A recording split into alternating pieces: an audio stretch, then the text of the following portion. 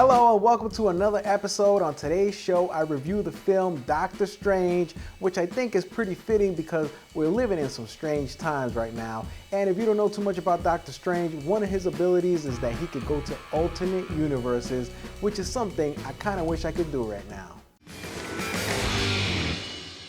The reality you know is one of many. This doesn't make any sense. Not everything does. Not everything has to. So Doctor Strange had a huge opening weekend with $85 million, and worldwide it made $325 million to crush the rest of the competition at the box office. And this was a huge gamble for Marvel because it's not one of the characters that a lot of people know about. It's not like Spider-Man or Captain America that are kind of guaranteed hits. This was a huge gamble for Marvel, but it paid off. Now, if you don't know too much about Doctor Strange, in the movie, he's one of the world's best neurosurgeons, and he's a little cocky about it, kind of like Tony Stark's, but he gets into this huge accident and his hands get all messed up and he can't operate anymore, so it kind of ruins his life. So he tries to go on this journey to heal himself, and he gets involved into this world of mystic arts and magic. Through the mystic arts, we harness energy and shape reality. We travel great distances in an instant. So this movie really reminds me of some films that I really like, such as Inception and Interstellar, directed by Christopher Nolan.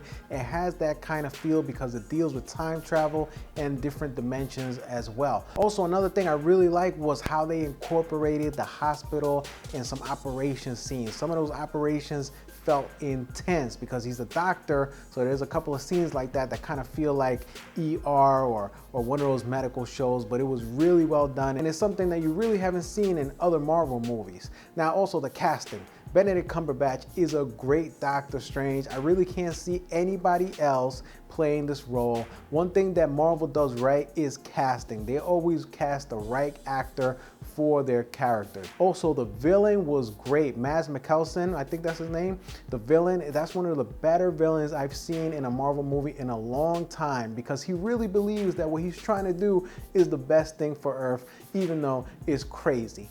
Now let's move on to the special effects. I was worried that there was going to be a lot of special effects in this movie that were kind of be a little bit messy. Sometimes when a movie has too many special effects, it gets a little messy, but these special effects were top notch. I mean, Marvel nailed it. This is like top notch special effects, and I usually like to see movies in standard definition. I'm not a big fan of the 3D, but this is one film that I wish I went to see in 3D, and I might just watch it again because the special effects were that impressive.